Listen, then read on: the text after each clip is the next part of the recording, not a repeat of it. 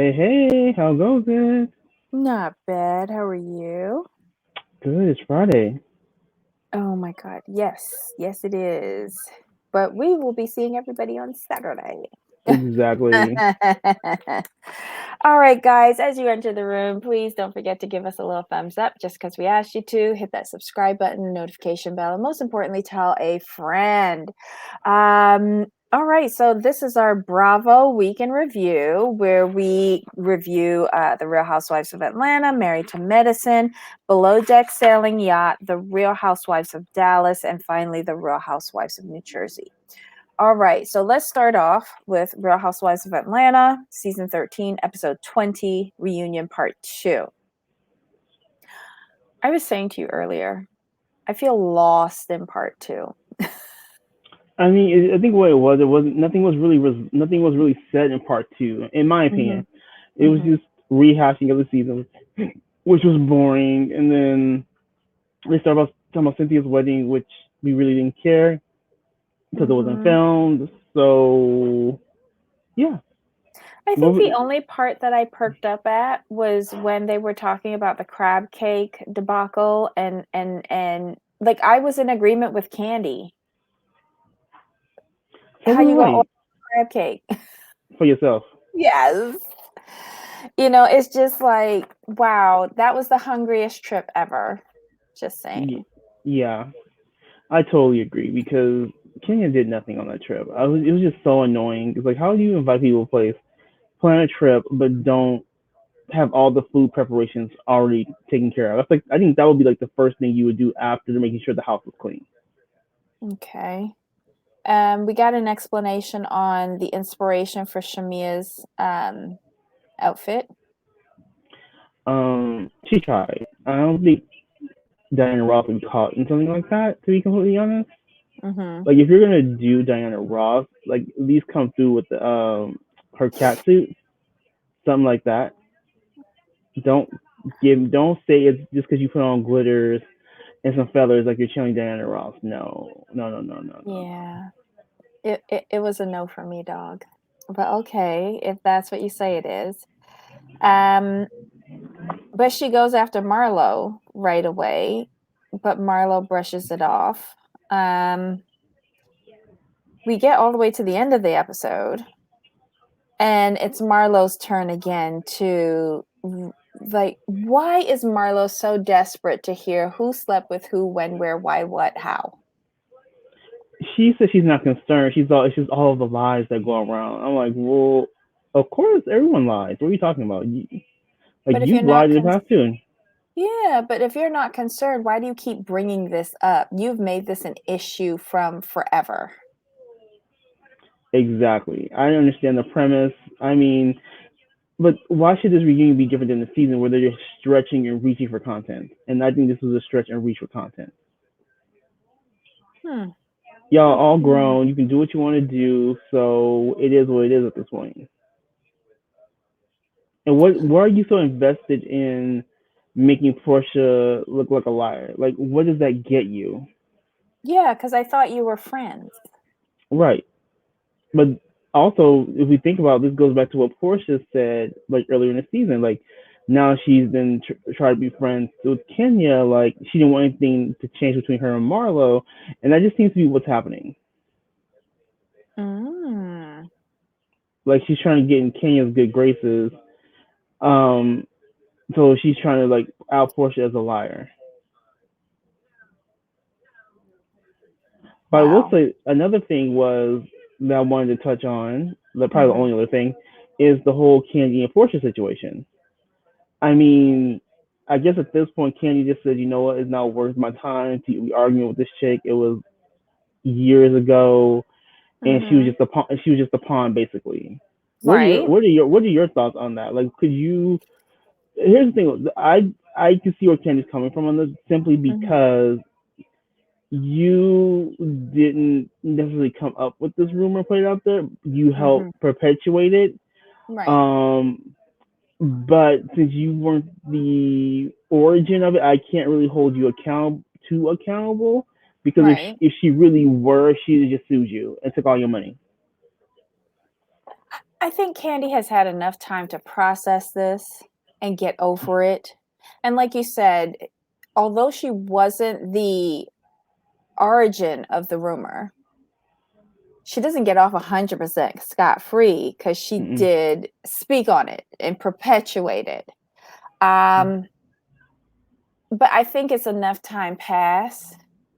You know, it is what it is.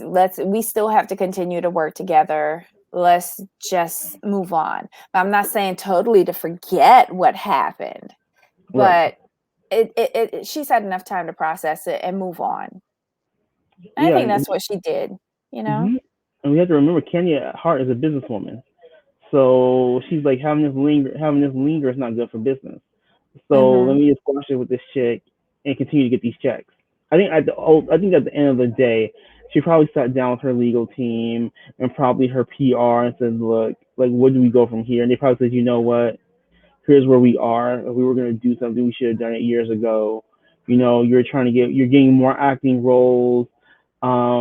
Plus, you know, with this whole Ti and Tiny situation, she probably wants to get all the heat, any heat or anything connected to like sexual deviant behavior. I don't think she wants that attention, given what's going on with her friends. You know what I mean? You Does know that make what? sense? No, it does. But I also want to throw this at you. All right. So when they were filming this, it was before the Tiny and Ti thing came out. Mm-hmm. Yes. I think at the beginning of the season, when she had to have known that negotiations with Nene were breaking down. And I think she also knows that Bravo kind of likes Portia and favors her. So when Nene did not return, they've been behind Portia and pushing her. Mm-hmm. Candy, like you said, is all about her business. And I think with enough time of processing all of this foolishness that happened many, many years ago, um, it's time to, she got with her team and decided it's time to realign herself within the group. Mm-hmm. And it would have looked good for her character to like get along with Portia, Mm-hmm. you know, to move past it jointly. And they are kind of good together. No, they were really good together when they were friends before it. Yeah. So it just makes total sense. Yeah. I think she just did a strategic realignment of her character this season once a main character like Nene was not coming back. Um, you're gonna realign yourself accordingly. And it's a good move. Mm-hmm. Mm-hmm. Oh shoot. Guys, all of the timestamps will be down below. I just have to remember to write down the timestamps. Okay. So, what did you think about Andy bringing up what Riley said about Candy being like an absent mom and Candy's response to him saying, "Watch your tone"? I mean, if we're being honest, he's kind of in the same boat. Mm? So I think that she was. I think that was part of it. I think she's like, one, you're talking about my parenting. Two, you don't have room to talk Mm. because like Candy's a working single mom. She was a working single mom. So Yeah. she was a celebrity. She was a legit celebrity. Uh-huh. So she was out there getting these hits and making this money. So yeah, she had to leave her daughter, but it was to make sure she could provide for her daughter, just like he goes to work to provide for his son. So I Mhm. think whenever you start questioning people's parenting, it's a slippery slope. Do you think what Marlo said regarding Candy having dirt on Portia is true? I mean, I don't see what kind of dirt she could have versus what she already was already in the open. Okay. I think it leans more into what you said, more as a strategic alignment. Okay. Did you think that Kenya was sucking up to Candy during this part two reunion?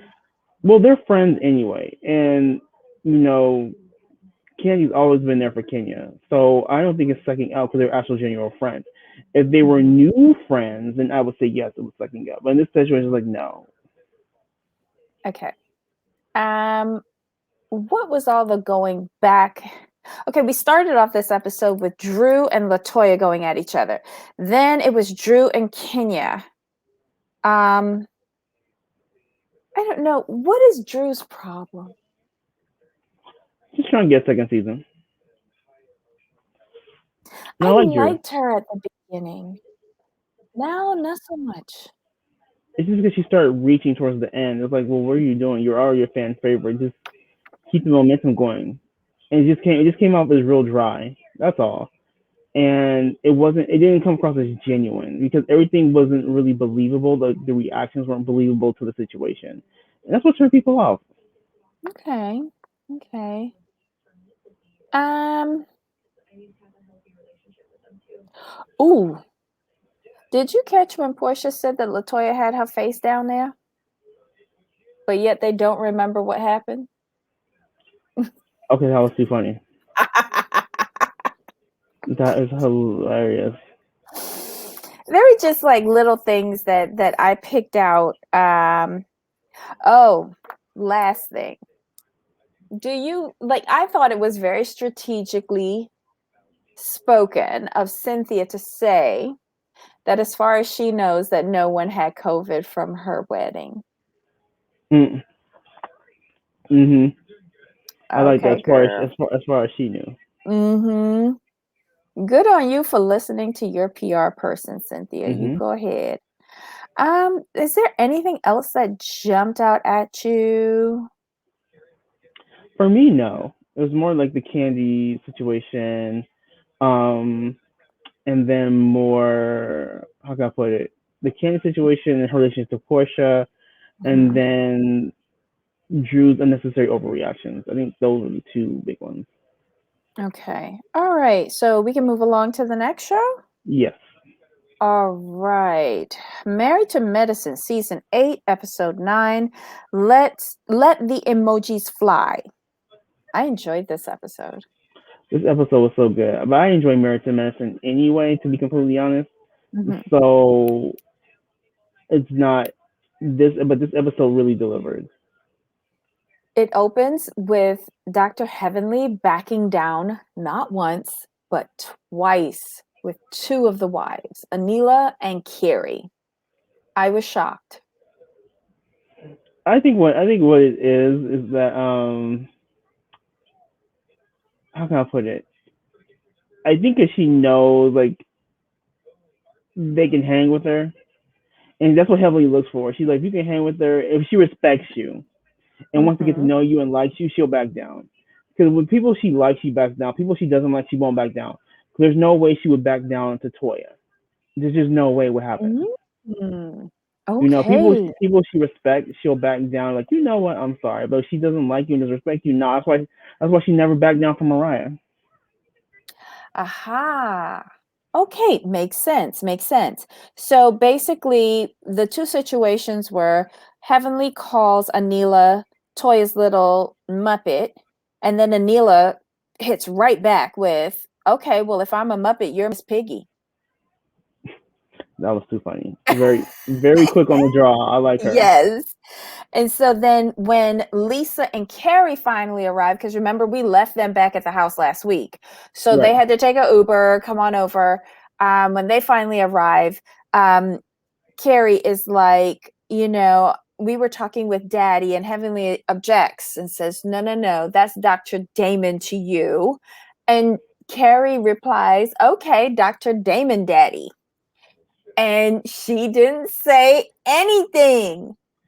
So I'll be in transparency. I do watch Dr. Humbly's reviews, and they are hilarious. Mm-hmm. And Heavenly said she thought it was really funny. She said all she could do was laugh at it. Okay. Okay. Good. I like that. This is a special dinner because we have a crossover from Real Housewives of Potomac. Giselle and Robin are guests for the dinner. Um, Contessa kind of Contessa did not do herself or Scott any favors at this dinner, because by the time the scenes ended, I was like, Scott is cheating and you know Mm-hmm. about it, and Right. it's not a midlife crisis, girl. Mm-mm. Midlife crisis is buying a Ferrari, brand new in cash. That's a midlife crisis, not just going out and cheating so quickly. Why would she put this out there? Why was she amongst this group of women? Right. It And then with Giselle there? Ooh, I Yeah. don't know. I didn't see the point of putting that business out there personally. Like if you feel Uh, some kind of way, work it out with your husband. yeah. Talk to him about don't put it out there because he's still a doctor. You know, he still has a Mhm, reputation just like you do. mhm. So you don't want people looking at him some kind of way. Okay. So meanwhile, back at the house, all of the men are having like an evening to themselves, and Pastor Jamal Bryant is their guest. Um, and they offer him a drink, but he takes juice, and everyone else is having communion early. Whatever, I don't know. But it's an interesting crossover, but I guess they wanted to talk to him based on his speech from the march. He gave a very good speech and they were very impressed by it. So like, it's nice that he can join in willingly in Mhm. this particular show, as opposed to his unwillingness to participate in the other. I mean, he was okay with participating until his quote unquote reputation got tarnished. That's where the real issue comes in. He felt like his Mm. reputation was besmirched on Potomac. So he did not want to have that. But I'm just like, well, at the end of the day, like your reputation is kind of besmirched already. So what's one more besmirchedness? Just Yeah. saying. Yeah. Okay, so we go back to the dinner, and Contessa's like, yeah, Scott's going to be 50 soon, and husbands cheat, not because of the wives, it's because of them. And Giselle does her job, and she's like, Hmm. she asks if he's cheating. And Contessa's like, I don't know what he do. She's on. No Ooh, one knows what their husband's doing. I'm like, okay, weird, but you can go with that if you want to. yeah. And back at the house, the men are having a civil discourse. We go back to the restaurant, and this whole conversation just spirals for me. Like, my mouth was open, but it just kept on hanging lower and lower and lower. Like, what are you saying, Contessa?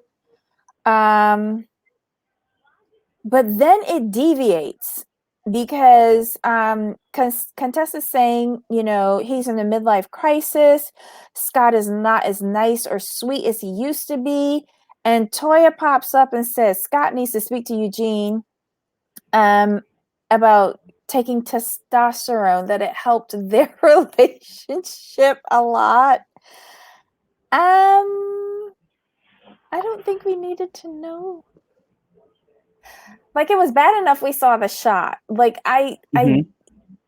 I don't want to TMI for me. I don't I know. mean, I think I'm okay with the testosterone. I just didn't need to see the shot. You know But what I mean? she's screaming this out in a restaurant. Like, come on. Shouldn't Yeah, that's the certain things problem. be between you and your husband? You would think so. Okay. I'm not married, but okay. Then back at the husbands get together, Eugene's talking about how he met Toya, and she had different energy, and she made him do things that no one else could do. I was like, wait, what? What is wrong with this couple? Exactly. Wow. Okay. Then we go back to the ladies' dinner, and Giselle is hard at work again, because this time her target is Lisa Nicole. And she asks if she's still married. I was like, you know what? I was like, you know what, Giselle, you earning this check. Wow. Giselle asked her if there were problems there. Huh? And I think like Lisa was not entertaining this at all. She had like very No, few word responses, but then Contessa jumps back in again. Was Contessa drinking before this dinner? I Contessa jumps in and she's like, most marriages don't end due to cheating. Huh? I wonder has Scott cheated before. That's what I'm taking away from this from Contessa. It Scott felt cheated like somewhere it. before because you're talking like you're talking of a woman of experience, and you have way too much insight for someone who hasn't been cheated on. So I had to replay these scenes with Contessa in my mind. I'm like piecing everything together. It does sound like she's speaking from experience because what she's saying is she's not really giving an opinion. It seems more like she's giving facts. Or giving a rationale to as to why she made decisions that she made. Mm-hmm. That too. Good point. You know, it like I know I didn't want to like I didn't want to focus on this too much, but I had so many questions watching the beginning of this show, this dinner, that I had to like really ask you to see if I was totally off base with this. It was just so odd to me what conclusions I was jumping to. And you know, I usually jump to way out there conclusions, but I'm Mhm. glad that I'm not misreading this. No, Um it's just the way she's presenting it. It's like, interesting. yeah. And I think a lot of the other ladies at the table was like, "Girl, what are you saying?" But They not were at the confused table, too. like in their private little confessionals, they were Right, 'cause saying they were that. like confused too. Yes, yes. Then Heavenly thanks Giselle and Robin for coming, and I don't even know why she had to bring Robin, but okay. And that's the end of the dinner. Um, then we see like you know Damon reflecting on the weekend, and Heavenly's really proud of him. Um, but then we see Simone. She's telling Cecil about what Contessa said, Mhm. and he called himself a Mitch because he I had an mean, opinion, and then he said, "I'm not getting into that." right. He's no better than the women. I'm sorry. He's not. Okay. Then we see Scott and Contessa talking, and she says something about him going through a midlife crisis, and the first thing that comes out of his mouth, I haven't spent a lot of money lately. That was too funny. Oh my God. I think she should stop trying to justify his behavior Mhm. and just talk to him and say, I have a problem. Or am I Exactly. wrong? No, you're right. She's throwing all these innuendos out, and it's not nice to her or her husband. Mm. Mm-mm-mm. See, I can't be a friend in this friend group because after hearing that, I would be jumping to all sorts of conclusions. I'm sorry. She dropped way too many bombs. Yeah. Okay, so it's the next morning. They're at breakfast. And I think this is the day that they're leaving to head back to Atlanta. Yeah? Yes. Okay, so the bus is there to pick them up. Great. There's a little like mini fashion show with Toya and her big booty. Yay, cute. Okay. Back in Atlanta, we see everybody like Contessa's catching up with her kids. Jackie is back at work. Simone is back at work as well. Toya and Anila are taking both of their kids to first day of in-person school. Yay. And this is where we see financial guru Toya giving advice to Anila. Mm-mm. And the issue with regards to paying the makeup artist comes up again. What do you think about Toya's new financial guru profession? I mean, I'm kind of like shocked that she would even go down that road, considering her own financial past, like, and their issues. I'm like, but I mean, so sorry. Mm-hmm. Anila's building a house, so what are you trying to say? I mean, they're building a house and they're going over. Due to the adjustments they have to make. That's not a problem. Just because she didn't Mm-hmm. pay someone when you thought she should pay them doesn't make her like overspending. Like, you guys, I mean, my thing is based on what we know about Toy, you were overspending and y'all owe taxes. So I'm not sure where you're in the position to give anyone financial advice, especially when it comes Mm-hmm. down to spending.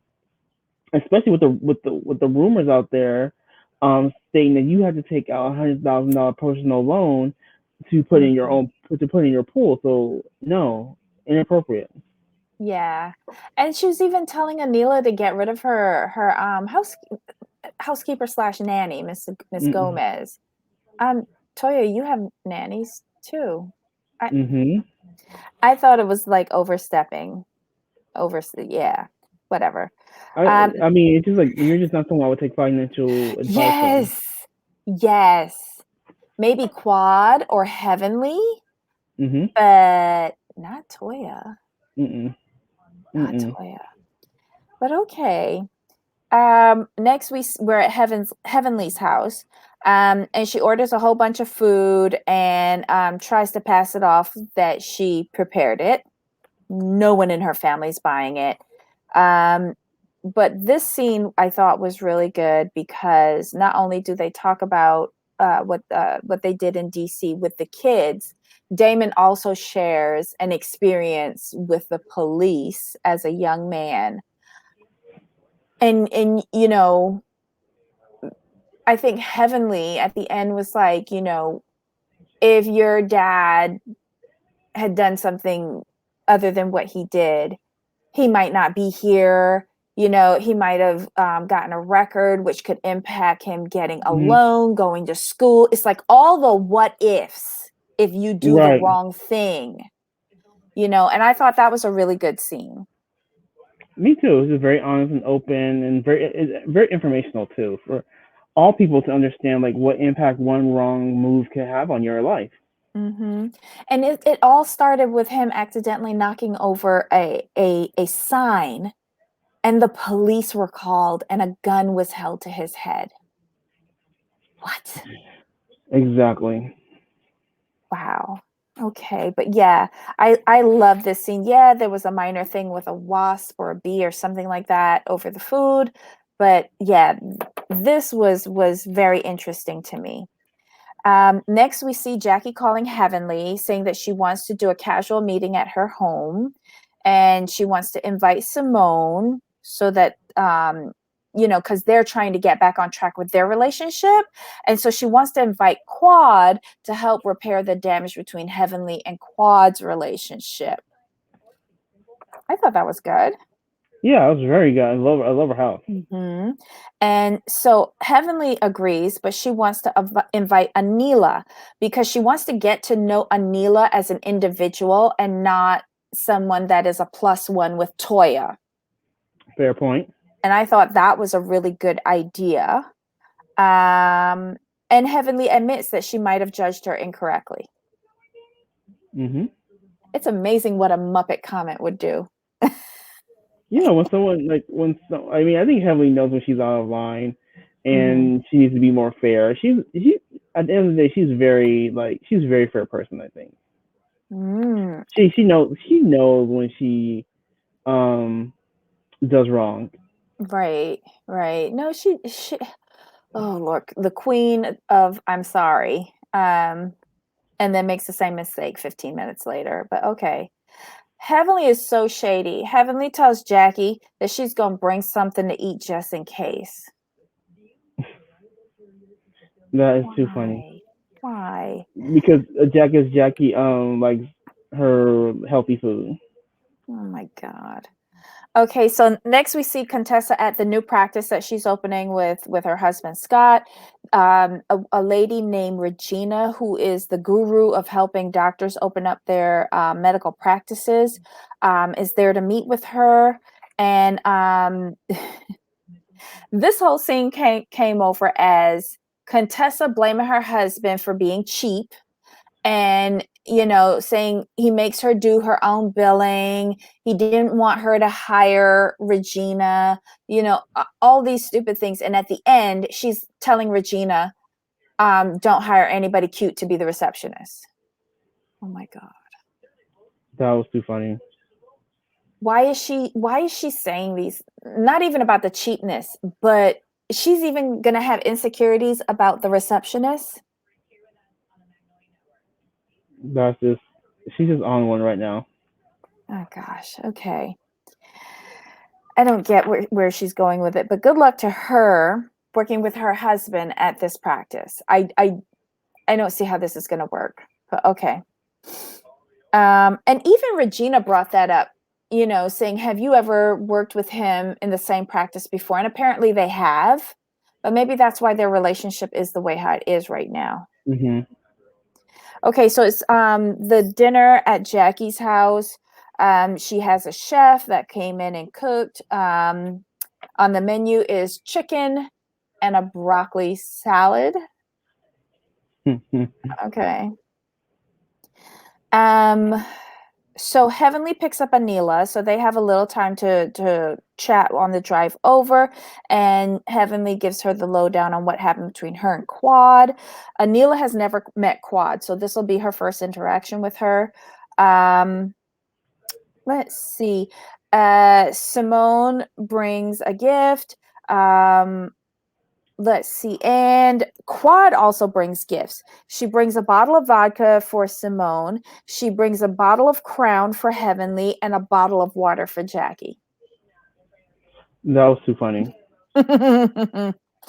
And Quad has plenty to say about the menu. She thinks that the menu says that Jackie doesn't think highly of her guests. That was just too funny. Okay, now the argument that erupted at the table between Quad and Heavenly, I didn't feel that was real. I thought that was scripted. Well, no, they have gone back and forth on social media, so it actually is real. It's on Instagram. No, but Quad apologized though. I get that, but it just went off the rails. That's what they do though. Yeah. This is what those two do. They're very dramatic people. They tend to overreact a little bit. This is who they are.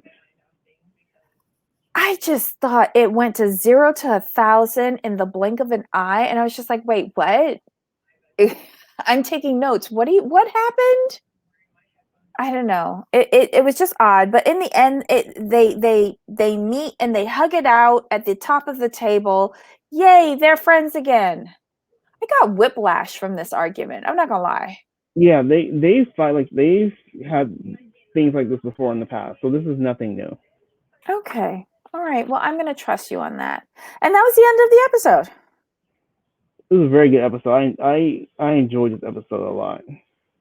Okay, so moving on to Below Deck Sailing Yacht. Okay, season 2, episode 10, Knotty.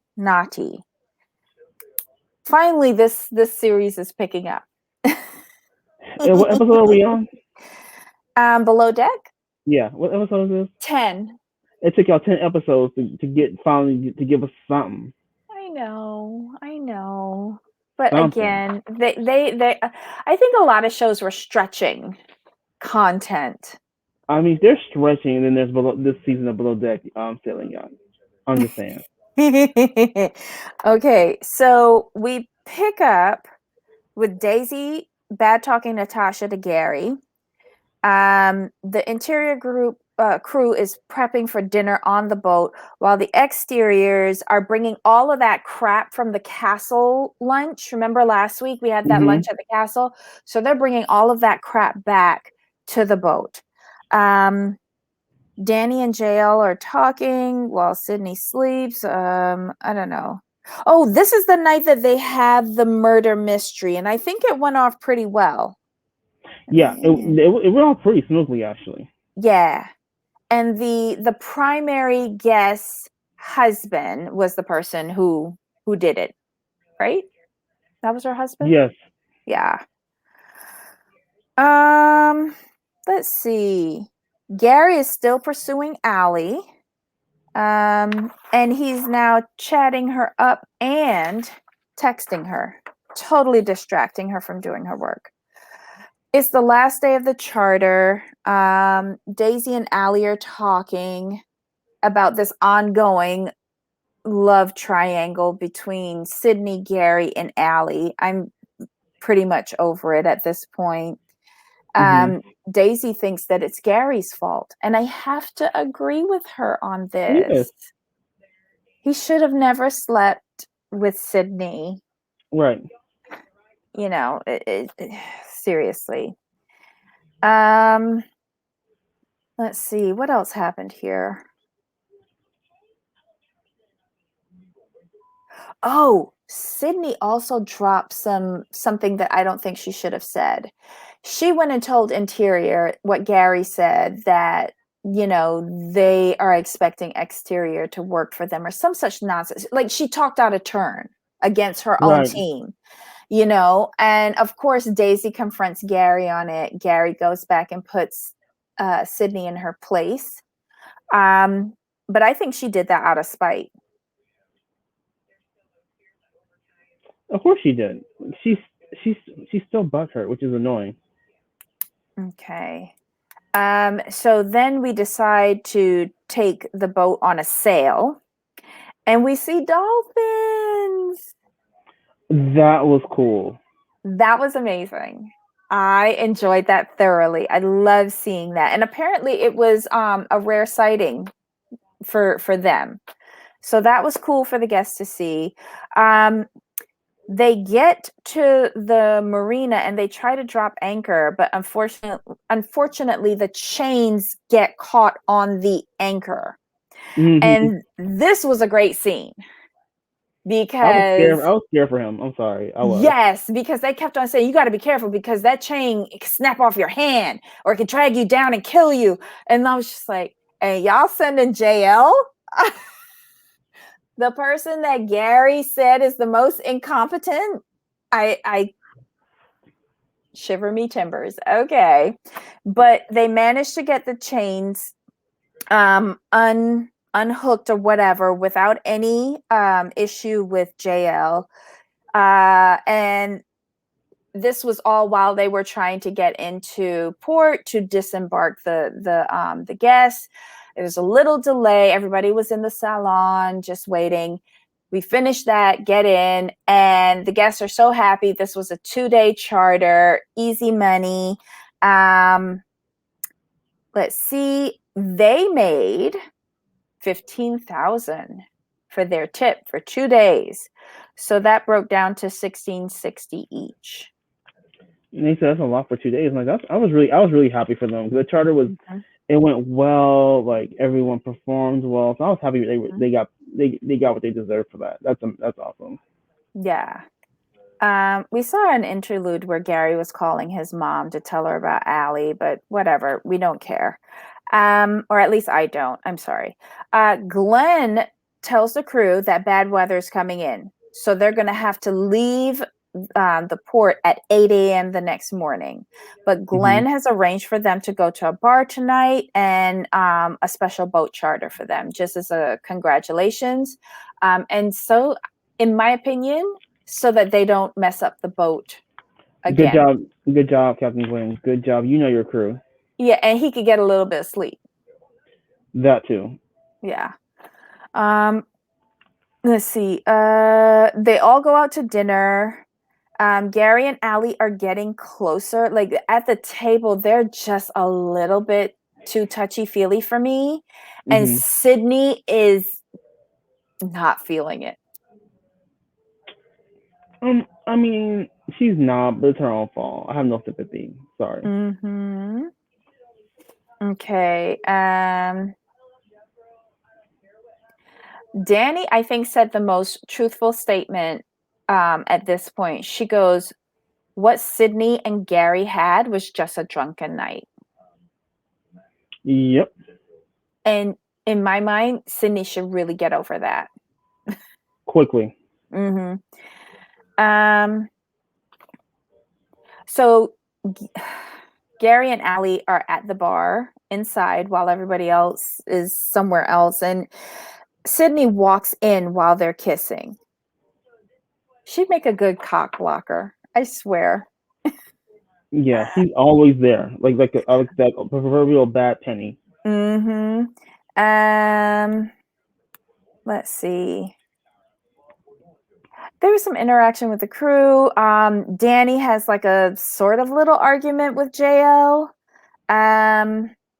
But she's feeling horny and she wants to be serviced, and he's not getting the hint because he seems to be a little drunk. Yeah. So she takes matters into her own hands and grabs Allie. That was hilarious. And they go to one of the guests' cabins. And when Danny closes the door, Danny says, "You're gonna lick my punani." That was so funny. And she was assertive too. Yeah. Because she's like, "Bitch, come and lick my vagina." That was just, I thought that was hilarious. Gary and JL notice that the girls have been gone, so they go and they look for them. The door is locked, but they can hear some shenanigans going on. And shady editors let us hear it too. Of course. They get the door open. Allie leaves, and JL stays with Danny. Allie is embarrassed. I don't think Danny is at all. But they go, Allie and Gary go up on deck, and they're making out in front of Sydney. It seems like Allie and Sydney are trying to finally hash this out, and Gary is there laughing and snickering because two women are fighting over him. Okay. The episode ends off with Sydney in tears, but I think it's long time overdue, like you said, that somebody tells Sydney about herself. Well, what do you think about Sydney and actually accidentally admitting to having sex when she was talking to Colin? You know, everybody already knew that. Right. Because I think Danny in one of her confessionals said, I already knew that. They were busted. She's been accidentally saying things. I think in her head, it is to bring Gary closer to her by letting everybody know what they did, or getting people on her side as if she's the victim. It's not working. No.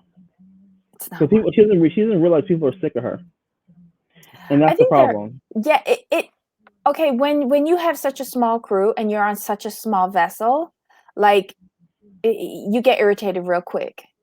And this is a drama that none of them want to participate in because it's just dumb. Agreed.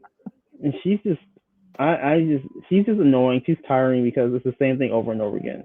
Mm-hmm. And just wake up. He don't want you. He don't want you. My thing is, had he lied to you and promised you things, we would go with you. But since you're just being absolutely ridiculous, no, I can't go with you. Yeah, it's just sad. But that was the end of the episode. So next week looks like it's going to be good. I think that's the episode where the boat crashes. Oof. It'll be good. It'll be good. It's going to be fantastic. Yeah. I feel sorry for the owner and the insurance company because this is a multi-million-dollar vessel. A scratch on it costs thousands of dollars. Because remember when they were talking about the tinder brushing against the paint? I remember that. A whole crash into a dock is something completely different for both the vessel as well as the dock. So I can't wait to see this. I just can't. And that was a good smack too, if we're being honest. Yes. Yeah. It's good. So, all right. So, on to the Real Housewives of Dallas, season 5, episode 17, reunion part 1. What were your general thoughts on the whole thing? This was fantastic, in my opinion. I mean, this is the Tiffany I thought was always there but would never come out. Mm-hmm.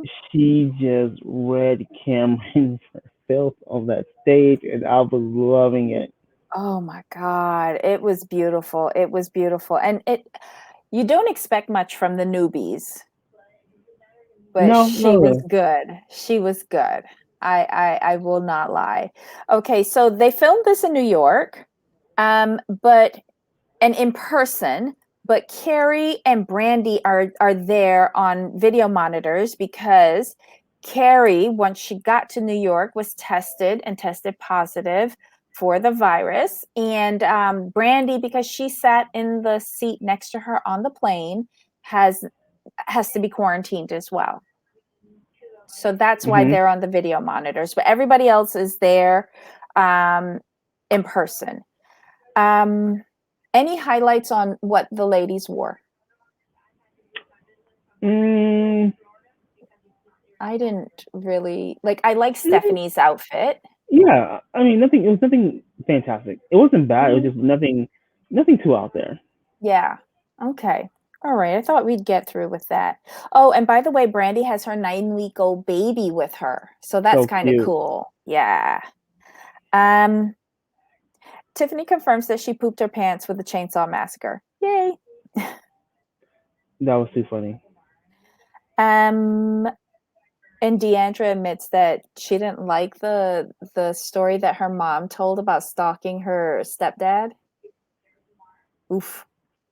Get over it. It was hilarious. I don't care what Mm-hmm. she says. Um, we found out that Tiffany wound up in the hospital after her birthday party. She had to be on an IV Hmm. drip. What the hell? That girl just is not used to Uh-huh. yeah. And Not she's very that kind of something. small too. She's Oh yeah, very she's tiny. petite. Wow. Okay. So let's get into the nitty-gritty of this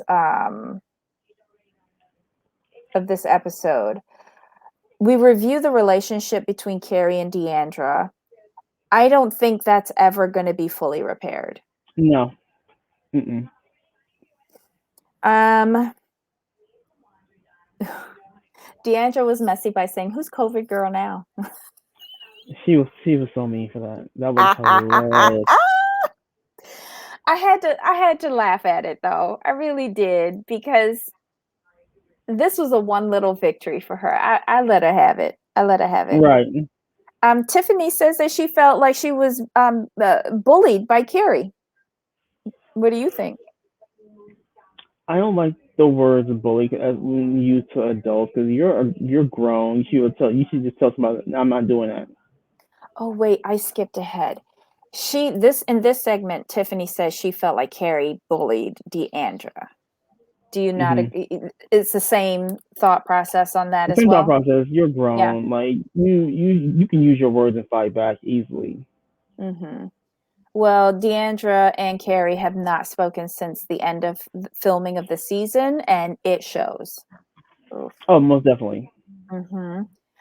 Carrie says that Deandra was on social media saying bad things about her, and they it seems like they want to be friends, but there's like a lot of stuff that they have to address and fix. Oh yeah, it's going to be an overtime thing. But I mean, only if they communicate. I don't even think that they're communicating. You can't fix something if you're not speaking to each other. true, but it's going to take people outside of them to do it. Okay. Because what it is their communication lack of each one keeps trying to convince the other one of what they've done wrong to them versus Mhm. listening to what the other person is saying, Mhm. taking it in and trying to understand that person before saying what they think. Like for example, Deandra feels that Carrie has wronged her in so many ways and blah blah blah and Mhm. this and that. But when Carrie tries to explain to Deandra what she's done to her, Deandra's completely blocked that out. She's not open to that. Mhm. she's only open to someone agreeing with her, and they're both doing the same thing to each other. So until they can get past that, they Mhm. won't. The friendship won't be repaired. So basically they talk at each other but then don't listen. Like they give Correct. but they don't receive. Okay. Exactly.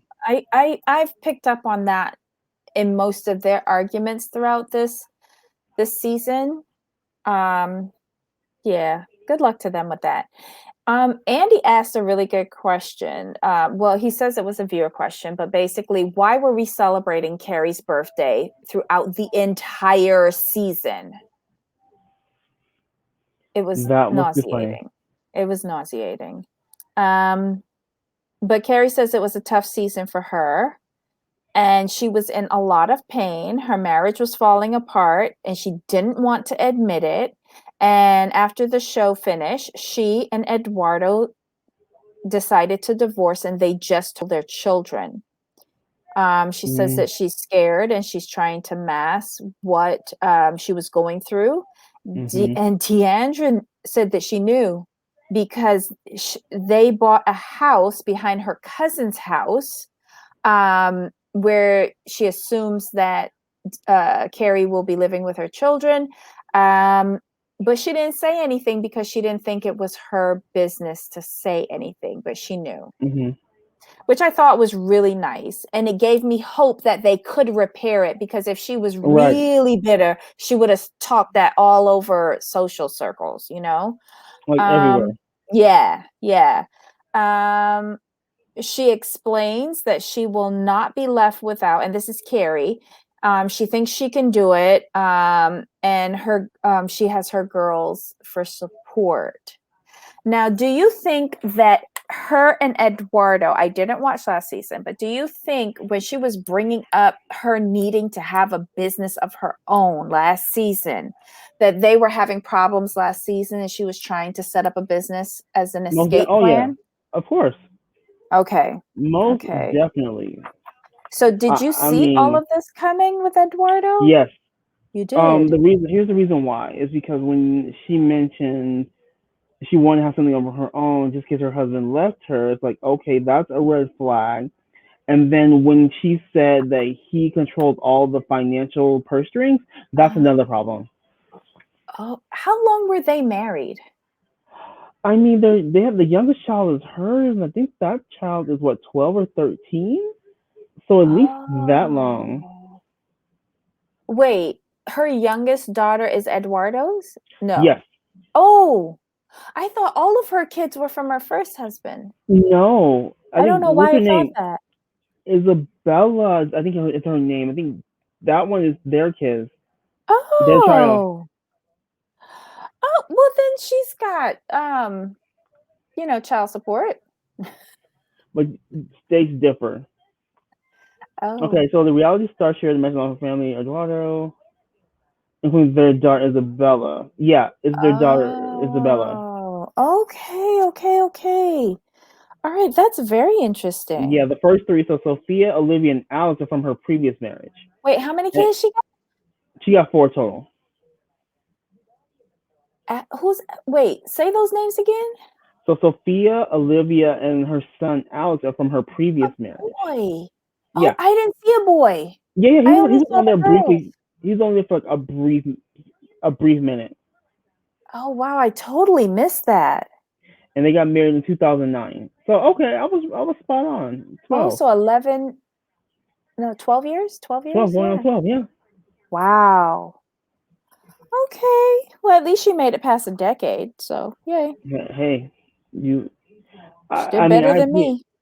I appreciate Carrie for, excuse me, understanding her situation and making sure she had an escape. Whoa, had an escape plan. Mm-hmm. Um, Andy then asked her about her treatment of Charles. I'm glad that they addressed this. They have to address this. I thought that To was whole hella wrong. Charles didn't do anything to deserve how she warrant that kind of treated treatment. him. Yeah, I think she threatened his genitals. Like she had the machete. Like she was off the wall that night. Ugh. But Carrie says that she took her own anger out on others. Then they asked her about throwing Tiffany in the pool when she knew that the girl could not swim. Carrie apologizes to Tiffany and Tiffany accepts. Then, thank God they brought this up. They bring up Carrie saying that her mom was a binge drinker, and Andy says that she looked like a binge drinker to him throughout the season. I'm so glad that he said this because when she said it at the Mexican restaurant, I was like, girl, that's how you behaving. I was looking at her like, pot, meat, kettle? A smidge? Because I was surprised when her daughter said, you broke that cycle. I was like, girl, no, she didn't. No, she didn't. No, she didn't. Have you not? Well, she hadn't seen the scenes, but I'm sure anyone watching this season, Carrie is a lot more like her mom than she cares to admit. Then he wait, hold on. I'm losing my place. Oh, and then he asks if she looks that way to anyone else. Cam defends her and says, we have a podcast together. And she couldn't do that if she was, a binge drinker. That's yes, a complete she could. lie. Yes, she could. Quit playing. Yes, she could. Do you understand the definition of a binge drinker, Cam? And have you not heard of functioning binge? I mean, there's functioning addicts everywhere. Quit playing. This is when she says dumb stuff like this that makes Tiffany just look even more correct. Because I'm going to need to see that paperwork from SMU or wherever she graduated from. I need to see the paperwork because just some of the stuff that she says, is beyond stupid sometimes. Carrie does say that she's drinking a lot less nowadays. I think because she's settled. I mean, it's out there. She doesn't really have to hide anything anymore. I think that's a huge weight off her shoulders. Yeah. Just letting people know, like, hey, this is what's going on. This is where we are. Kind of like with Luann on New York. Remember when they first started, she was going through her separation / divorce, and she was working so hard to keep it under wraps. It was so much pressure on her that, she acted a way that she shouldn't have acted. Yeah. No, that's so true. Then we go, Andy starts asking Cameron about her dream house. Apparently there's a design install happening while she's away doing this filming. She doesn't think Court is controlling. And that Court never gets emotional. So when he told her about the new house, getting emotional was very rare. And then I like Court a lot. No, he is nice. I like him. I do like him. You could tell he loves his wife and will do anything to make her happy. That's why he indulges her so much. Well, good luck to him with that. But Cam deviates and starts saying that Tiffany mocked her for getting a C with dog training school. Girl, I would have mocked you too. Exactly. I mean, here's the thing. Why are you coming at Tiffany when a lot of people on social media mock you? What's wrong with you? You can't be that sensitive. I don't know. Like, it seems like she has a hard on for Tiffany because she has a little pink briefcase with all of her evidence or backup or whatever. Good job trying to steal from Monique. I mean, it's been done. Like, be original, please. I thought so too. Please be original. But good job watching the Potomac reunion. Like, you didn't do it as well as Monique did. No one ever will. So please don't do that again. Yeah. Well, I guess that was her opening to what was to come with her going after Tiffany. I don't think that was the best of moves, but okay. Yeah. Then we switched to Tiffany, and they asked her which was harder, first season of the show, or I think it's medical school. I think it was it residency? I think it was residency. Yeah, residency. She's not sure. Oh, They asked her if this is impacting her career. Duh. Mm-hmm. She says she's not sure, but she she says that it has negatively impacted her career. Sorry, I lost my place there. It has negatively impacted her career. I'm glad she's honest about that. Yeah, because I mean, given what she does and the level of academia she's achieved, it's going to impact you negatively. Because Mm-hmm. like she said, people don't take you as seriously. This, and that. I'm like, so I get it. I Yeah. really, really, I get her where she's coming from, and I can see where that could happen because they're like, Yeah. well, you're because for her, it's like, ma'am, you're a whole doctor, Yeah. a Yeah. whole doctor. So you going on Mm-hmm. reality TV just to them made seem like she's cheapening herself or Mm-hmm. looking for quick fame or something. Right. Right. And then she says that her mom hasn't said much, but her dad called her an idiot. She can't cut a break from these parents. Um, she's we ended off the season with her trying to build a better relationship with her mom. They asked her for a follow-up on that, but her mom is going to wait until the panorama dies down before Hmm. like actively coming over. And I can understand that because didn't she Yes, say her dad had health issues? yes. Hmm. Right. So, but she's still sad about it. But as long as she has hope, I hope that that relationship can get better. Yeah, most definitely. Yeah. Do we want to touch on Tiffany versus Cameron? Yes, because that's next. Because it starts off Awesome. with the TikTok videos. Andy opens this up and asks her about the TikTok videos. Hmm. And it's basically her imitating her mom when she was a kid and interactions that they had. Hmm. And Cam jumps in and says that many of her friends called her about the videos being racist. And Tiffany, well, I'm going to let you explain this because I don't understand why Cam jumped in, but it was priceless. Thank you, So Cam. Tiffany, so Cam says that many of her friends called her concerned about these videos, and Tiffany's like, "Oh, they called you. I doubt that." She's like, "Well, they." Cam was like, "Well, they did." And then Tiffany said, "Well, they need to find something better to do." I was like, "Oh." Then she comes. Then Tiffany's like, They go over the. I think that's when they went to commercial. Then they come Mm-hmm. back, and she asks Cam, "I'm not sure." Oh, Andy asked her, "Did these things really happen?" And Mm-hmm. Tiffany's like, "Yes, my mother did throw many a shoe at my head." I'm like, Yeah. "Yeah, I know people that's happened to, so I can go with her there."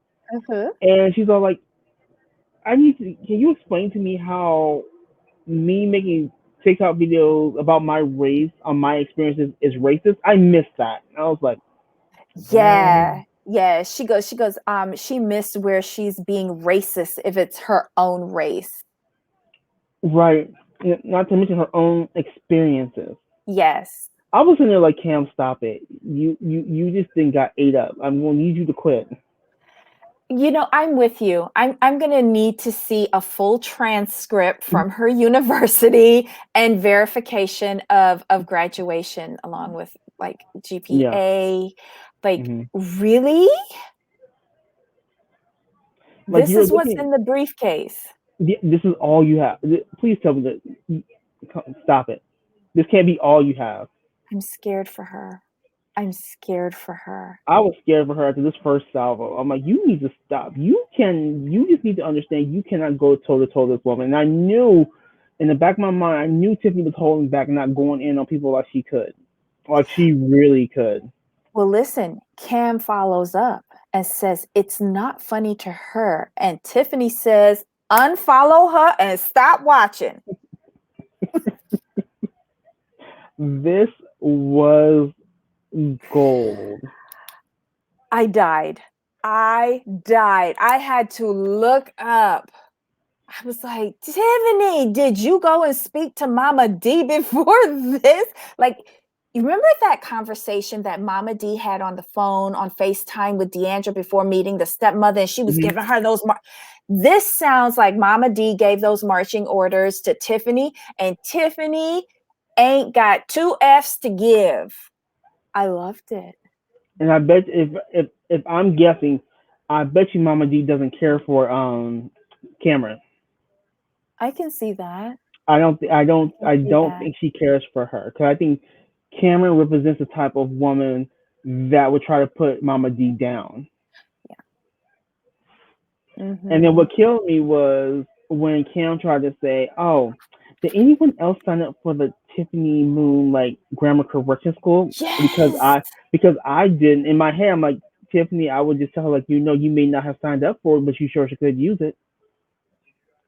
This, yeah, I this don't is know. I'm one of those people. Can't but where Tiffany added her 2 cents, they added up to a quarter for me. I'm sorry. They were good. Yeah, They but were good. like this was a Tiffany I wanted to see the season. You knew it was there, but you could tell she was holding back the fact that she is a whole doctor. That Mhm. she has like a Mhm. very successful career. She's married into a very successful family. I Mhm. think for me, my opinion, Cam is very intimidated by Tiffany because Tiffany has the kids. She married into a very successful family. And she also has a very highly respected career, a Yeah. highly specialized career. Mhm. So I think that Tiffany in some way makes her feel inferior because you don't go at somebody on nitpicky things if you don't have some sort of insecurity. You just don't. Oh But did my you god. see where every time Tiffany would roast Cameron, the other castmates would laugh? Yeah, they were not getting involved in that at Mm, all.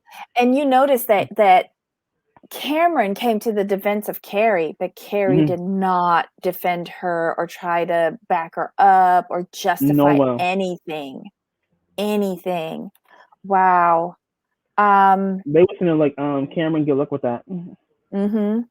Carrie did coincidentally say that she felt that she had a lot in common with Tiffany when she saw the relationship between Tiffany and her mom, Mm-hmm.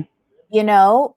And to me, that was like almost like a stab in the back to Cam because Yeah, you're trying to get in an alliance with somebody that she's going after like crazy. and they Um, do, but I think if Carrie had not been going through so much yeah. at one time, because when you piece it all together, the stress on her shoulders um must have been immense because you have to deal with an impending divorce, your daughter having mental health Mhm. issues, all of that. I mean, that's a lot of stress. Then you add the panorama on top of it. So when I Mhm. look back, piecing everything together, Mhm. I can show Carrie a lot more grace than I've shown her because people handle their stress in different ways. Hers just happened to be drinking, which she Mhm. probably learned from her upbringing with her mother. So, Mhm. yes, her attitude has been terrible this season, but when you're given full context, you have to take full context into the count. So, I think now I can be like, okay, go back to last season, that the last season when she said what she said about a woman having her own business, her own money, Mhm. and the fact that Eduardo handled all the finances, she would have to ask him for money every time. That was the beginning, and that's what we saw. We only got the beginning portion last season of what she was the stress. Mhm. She's probably trying to hold it together or not let people know or this and that. And now this is the culmination. The floodgates just opened, and her emotions just had nowhere to go, so she just went to a bottle. Interesting. Interesting.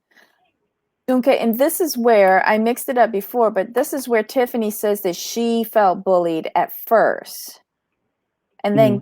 then Cam interrupted with something. But Tiffany continues her thought, and Carrie says, she only had the best of intentions. But again, she was going through a lot this season. When you And I find it, you know. yeah, and Mm-hmm. I think Tiffany in hearing all of this, might have extended her a little grace herself by not going in on her like how she did with Cameron, right? And then we see a bunch of like Tiffany throughout the season. And we see the Tiffany correcting people. We see when she invited everybody over to the house, and the chicken feet incident, and eating the crickets. When she got pushed into the pool, we saw that a couple of times, I think. And then Cam says that an employee sent a tweet about Tiffany says she would rather eat dog food over chicken feet or something like that. Tiffany says that she's not accepting the apology and says that they're not finished. Yeah, because Cam says that it was her employee who sent that tweet, and she takes full accountability for it, and she apologizes, and Tiffany's not here for it. No, Tiffany. But basically, what Tiffany said, I'm about to roast you on part 2. That's what I took from it. How many parts is this thing? I don't know. They only gave them 2. I'm not sure. We won't know until next week, unfortunately. But what do you think about this? So Cameron was all up in arms about Tiffany correcting people, this and that. I'm like, if we're becoming friends, and if I'm saying something wrong, I want a true friend to correct me versus me keep saying something stupid. I found it interesting. She was upset with Tiffany, but not mad at Andy when she was on Watch What Happens Live. Yeah. Watch What Happens Live. Yeah. Where she was on there and they were mocking her intelligence because she got 0 out of 5 questions right. So how are you gonna be mad at Tiffany for just correcting you to make just to give you context and to help you, versus going on someone's show to be made a fool of and everyone's making fun of your intelligence? That just makes no sense.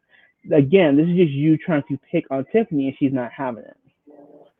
Do you think that she does that on purpose, though? That that's a gimmick for her to be the dumb blonde?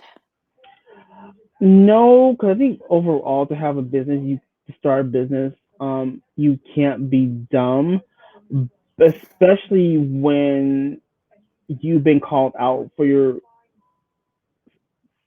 seemingly lack of intelligence. It's one thing to play like dumb in your day-to-day life and to play into that character, but this is something that's been consistent. So maybe you're not acting as dumb as you would like people to think you are. Maybe it's just who you are. I just want to hope and pray that she's just not this stupid. I think if she were smarter, she would know not to go against someone with Tiffany's level of education. Okay, fair enough. And then you wouldn't go at, if you were going at them, if you were going to go at them, you would have really solid, concrete facts, evidence. Because Angie went through the tweets or whatever she showed, and Angie's like, well, these are kind of mean. I think Tiffany said like, well, it's true. And I was like, well, touche. God. It's just like she can't catch a break, though. And the thing is that no one leads her to it. She goes willingly on her own and marches into these total mishaps. And she's marching by herself. Cameron cannot read the room, and that was her downfall. After the first like little back and forth with Tiffany, she got roasted. If no one comes to your defense, you may want to change strategy. I thought you were going to say Cameron cannot read. No, I mean, she tries to throw this like little quote unquote petty shade. Like that was just so weak. That was so dry. And they just came and just filleted you. Stop it. And then she's getting roasted on Twitter appropriately. So she might want to. She might want to stop it. Just stop. It's just sad, but hopefully there's more of it next episode. There should be like a mercy rule for this because No mercy. I Just agree. go to the bitter end. She I deserves mean, it. I wish there was a mercy rule, but in this case, we might not need it because Cam deserves everything she gets. Because she used to pick on Stephanie, until Stephanie kind of got her a little bit together. But like, no one's really called Cam to the carpet, for her behavior. Now Tiffany's doing it. Because as soon as Right. Tiffany what caught me off guard a little bit when Tiffany did not accept the apology and said, "Oh, we're not finished." I was like, "Here we go." Mm-hmm. And mind you, Tiffany is working from memory. hmm She said point blank, I did not prepare. I'm just going off of memory. What will be will be. And But this a Cameron got whole her peek about the suitcase. nose. Oh my God. Okay, so that was it for this episode. Next, we are going to The Real Housewives of New Jersey, season 11, episode 12, Teresa's Mystery Man. I'm so sick of everything about Teresa. I'm sorry. For me, this was a filler episode. Mm-hmm. Jennifer got new furniture. Okay. Mm-hmm. Jennifer's mother's mad at her for making her the topic of discussion at the party. Mm-hmm. Okay. Um, Margaret does the Jack. photo shoot for the hmm cover of her book. which was crude. It was crude. Yeah, and Jackie's birthday. I think that Yeah, was it. that was it for me. Nothing else Oh, really and happened. there was a medical episode. Joe passed a Oof. stone so that Ooh. Melissa could not go apple picking. He went to the hospital, and Dolores got David to meet him at Patterson Hospital. Dolores is a really good girl, despite everything that Joe said about her, which he needs to apologize for. Because I do not, if she's broken, that's her business. You don't need hmm to announce that at some stranger's party. Sorry. Agreed. I love Dolores, and she Mm-hmm. told them straight up, like, "Look, you guys are my friends. You shouldn't be Mm-hmm. talking about me this way." And I agree with her. Yeah. At least come to her one-on-one, not behind her back. That's the nasty part about it. And taking like a vote or a A poll. poll. Yeah. Like that wasn't respectful. Dolores is really respectful to all of these women. She's the most fair out of all of them, even though she is the Teresa translator. hmm But I think out of all of them, Dolores is the most fair. Yes, but I want to give kudos to Jackie because she was the only one initially to say, "Yeah, I raised my hand." Yeah, she owned what she did, what she said, and I guess hmm what Evan said. You know, Jackie, okay, she's not scared to own her own mess, which is a credit to her. It really is. And then when Dolores said, "What if I were a part of poll?" I was like, "Oh, did Evan do what everyone said he did, or will Teresa? No, whether Melissa and Joe's marriage will survive? Like, how would they feel Hmm. if I took part in the poll?" So I would never do that. I'm like, I'm with you. And I believe her too. She's the only Oh one that yeah, I would believe. The rest of them hags, no. I was. I've always liked Dolores, Hmm. despite her being the Teresa translator. I've always liked Dolores. But I really feel like she's coming into her own this season. I don't know what it is. I feel like she's speaking up, talking more about herself, speaking up more for herself than speaking up for Hmm. Teresa. I think that's really Hmm. what it is for me. Hmm. Because, and notice I said translator. I could have said enabler, but I didn't. I said translator. She comes on and she explains why Teresa does things. She doesn't justify it hmm because she always prefaces, well, Teresa comes from an old school Italian family, and this is how it's hmm done. And she translates. She doesn't and like she doesn't approve the behavior. She just tries to explain the behavior. Right. And I want to, speaking about Dolores, I do want to speak about Joe Gorga. And I'm a Joe Mhm. Gorga fan. Okay. I don't agree with what he said in a public forum, when he Yeah. was talking to Melissa, and Melissa was trying to like say like, I was so disappointed in what you said to Dolores. He's a hold up, back up. I'm Dolores and I are friends. I knew Dolores before I knew you. I'm like, Mm-hmm. speak. I'm like, Joe, speak on it, because Mm-hmm. he go, I can say what I want to her, and I'm like, I get where you're coming from, because when you're like good friends, you're gonna say some things sometimes they're out of pocket to people who Mm-hmm. are outside. Mm-hmm. So I get where he's coming from. I've done it. People have done it to me. Like we've had our back and forth, this and that. So I But I understand where don't this was think coming you would have from. aired out your friend in the forum in which he did. No, that's what he said. He's I can say what I want to her. Because Mhm. what it was, it's not like Melissa said, you know what, I get where you're coming from, but I don't like the fact that you did that to her in public. Melissa Mhm. was just saying, I don't like what you said to her. And that's where I Mhm. agree with it. That's why I agree with Mhm. him. Mhm. So I was like, yeah, Joe, you have a point. And that's when they start their little bickering and this and that. I mean, at the end of the day, you know, Dolores said, like, from Joe Gorga, she's like, he's a Neanderthal. I expect it from him. I don't Yeah. expect it from my friends. I'm like, Yeah. exactly. Because again, it's the same explanation that she gives to Teresa. Mhm. He's just the boy part, Mhm. and she was right in saying he's a Neanderthal. Do I think it was right? No. But Mm-mm. again, I understand how Dolores expects nothing better from him. And it's okay And she's because known them like what 20, over yeah, 20 years. yeah. I, over 20 years. You know who you're dealing with. Mhm, mhm.